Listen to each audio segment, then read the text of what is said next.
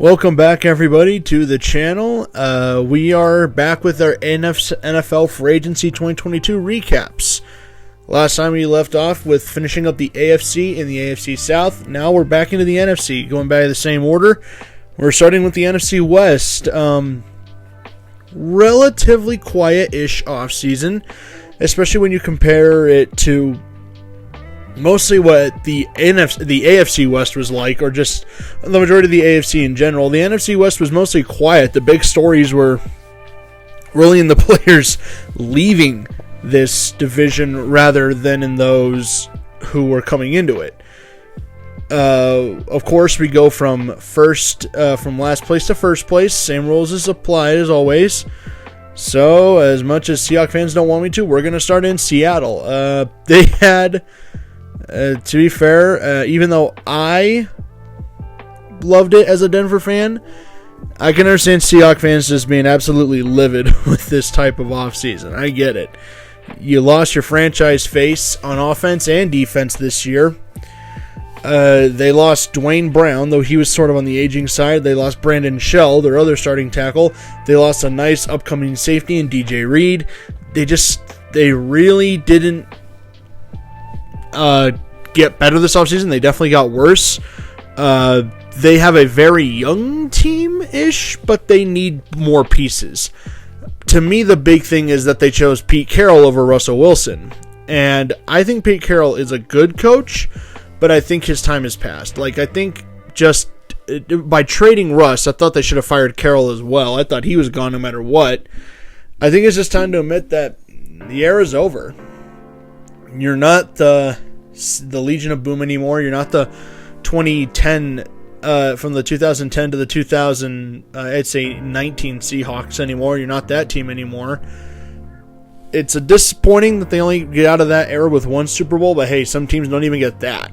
So, I thought it's time to admit that it was a time for a new era to begin, but apparently they're trusting Carroll with a rebuild, which I don't understand personally, but I'm not paid to make decisions there.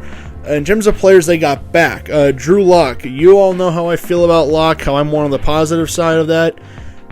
I think a fresh start could do him some good. I don't know how Pete Carroll is going to do as well as far as coaching him. In fact, I'd be surprised if Pete lasted beyond the season, regardless of what happens. The dude's 70 years old. He's getting up there in age. Who knows how long he'll stay there. To me, I don't know if they'll draft a quarterback. I don't know if they'll just roll with Drew for this year and then see what their options are next year, because Drew only has 1 year left on his contract. I don't know. We'll find out. To me, he's intriguing, but I don't know if he'll be the guy in Seattle. It's a tough act to follow Russell Wilson.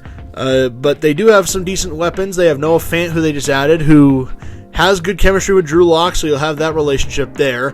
Fant is a talented tight end. Again, I hated losing him as a Broncos fan because I wanted to see what he'd look like in the new offense with Russ.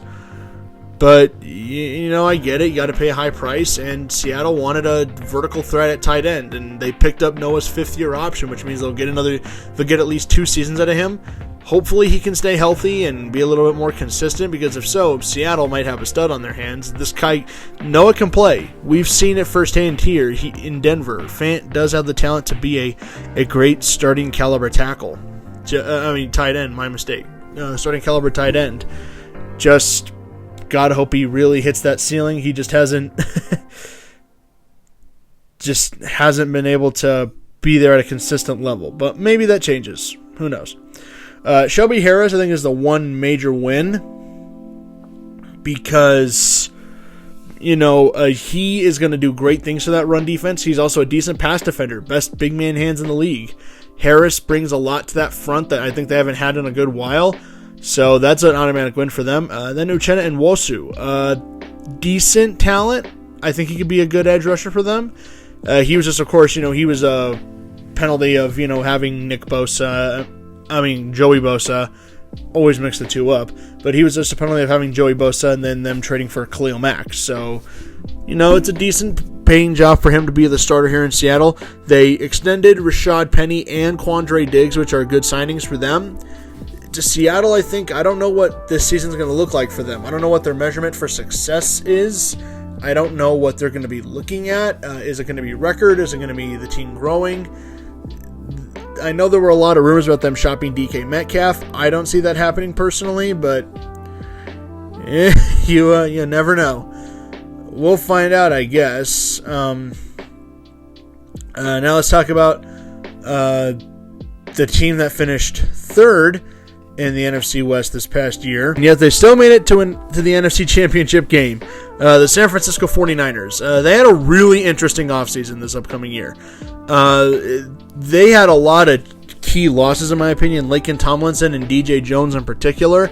That's really going to hurt their line, because I thought their line has been one of their premier features. It's one reason they have such an amazing running game, and why they haven't given up so many sacks. DJ Jones, that hurts their run defense, obviously. We'll see how they supplement those positions in the draft. Quan Williams is just a secondary loss. I think he's replaced nicely with who they signed, and we'll get to him in a bit. Raheem Mostert, I do think this is a loss for them, but Elijah Mitchell really came into his own last year. We'll find out if Mitchell is truly ready to be a bell cow, which I think he's going to end up being in San Francisco. Then we look at their key gains. Charvarius Ward is a huge one for them. They add to that secondary. I thought he was a fantastic signing by them. I'm glad that they're able to at least add to their secondary. Ray McLeod, to me, just a depth wideout signing. I know that there's the rumors about Deebo Samuel. I hope that it isn't true for their sake. Losing Deebo would really take a big spark out of that offense. He's a huge player for them, for good reason, too. In terms of pending free agents, Jason Verrett, I hope that they can bring him back, because if they can't get him back, then there's a chance that their secondary is going to be significantly weaker next year, and this corner draft isn't, I would say, nearly as deep as the one in past years. There's some good top-heavy talent, but there's also a lot of questions that come with some of the talent below the, I'd say, best 3 or 4 corners in this draft. Whereas last year, you had pretty good corners going into the third round just because there were so many of them. Can't say if that's exactly the same case this year, but we'll find out. Maybe they bring him back, maybe they don't. Mohamed Sanu, I don't expect him to be back. He just hasn't really ever been the same since 2017. His production's declined every year. He's just kind of bouncing around the league, and maybe he's back in a more reduced role, but to me, it's just, Ayuk and Samuel should be the premier targets there. At least if they bring back Samuel. If not, then Ayuk is their number one. He's just a guy who, he's more just depth, veteran leadership more than anything. Then, of course, there's the whole Jimmy Garoppolo thing, and we're back to asking, are they finally going to start Trey Lance? Because you can't trade the haul you traded for Trey Lance and then just not play him. Garoppolo, I think, has proven he's not good enough to take this team anywhere. I argue he was carried by that team last year instead of him actually carrying the team. Not that he would have needed to carry the team, but there were instances where I firmly believe Trey Lance is the starter next season. I can't see it in a scenario where Jimmy Garoppolo starts next year, mostly just because I don't know.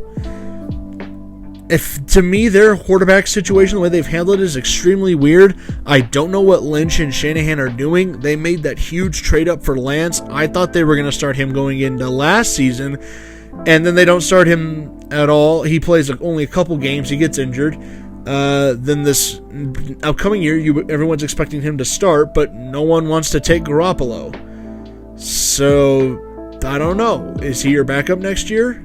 It's a pretty expensive backup if that's the case. I think their offseason was okay. At least in free agency, I thought it was okay. I don't know what they're doing about their quarterback situation, but I trust that Lynch will figure it out. They're usually pretty smart at that.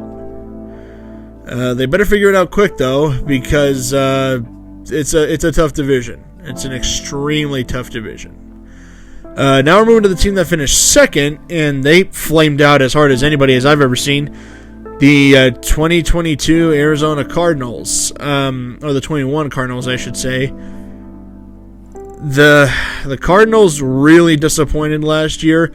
They went from a team that looked like they could be an outright Super Bowl contender from the start of the season, and then they fell apart so hard. They got blown out. Now there's the rumors that Kyler Murray won't be back if he doesn't have a new contract, which I would expect it to get done. But, there was that whole drama that kind of felt just absolutely unneeded. And yet here they are. It just, I don't know. I think this team they look like dead men walking to me. Like, I expect that they'll be above 500 and probably make a playoff spot, but this team is far from an elite contender. To me, their biggest issue is coaching. I don't know if I would have brought back Kingsbury. I understand it that basically their goal this year may have been just make the playoffs. Fine, but that can't be your only goal going forward. You have to aim beyond that, and I just don't see the Cardinals doing anything. It's an absolute shame because this is a really talented team, though they had quietly a pretty bad offseason. At least in my opinion they did. The first one, the first one was Chandler Jones. He was the big one. Obviously, they needed help on their defensive edge, and he's been one of their best players, and he just walked. I don't know why the Cardinals didn't pay him, or maybe they tried and he just wanted that Raider money. It's just that's going to lose a huge edge on the defense because some of the younger guys have invested that they aren't developing. Budda Baker is an exception to a pretty concerning norm. They lost Christian Kirk, which, look, if the Jags are going to pay him that much, more power to him. I say let him walk. This means probably a bigger role for Andy Isabella next year. They did bring back A.J. Green on a one-year signing. I think that's just to pair with Nuke Hopkins when he comes back. But I expect Isabella to take a bigger role next year and take more responsibility. In terms of running back Chase Edmonds, I thought that was a decent loss for a spellback alongside James Conner, but I think they're just ready for James Conner to be the majority back next season. Yeah, he certainly showed it during the season. Jordan Hicks lost at linebacker, not like game-breaking, but he's a loss. Same goes for Jordan Phillips. To me, the Cardinals, of course, they bring in Will Hernandez, which I thought they needed to upgrade their line for quite a while now. Don't know how much of a grade Hernandez is, at least in terms of an upgrade at guard. He should be decent, I think.